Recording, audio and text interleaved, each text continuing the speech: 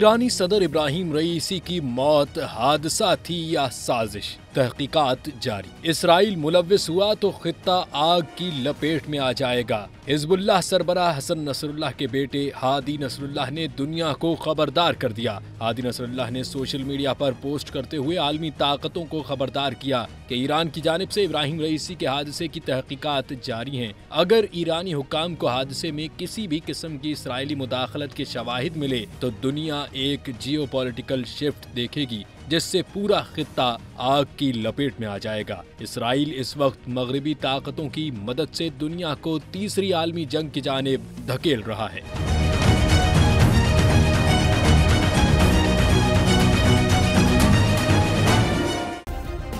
Subscribe करें और bell दबाएं ताकि कोई खबर रह न जाए।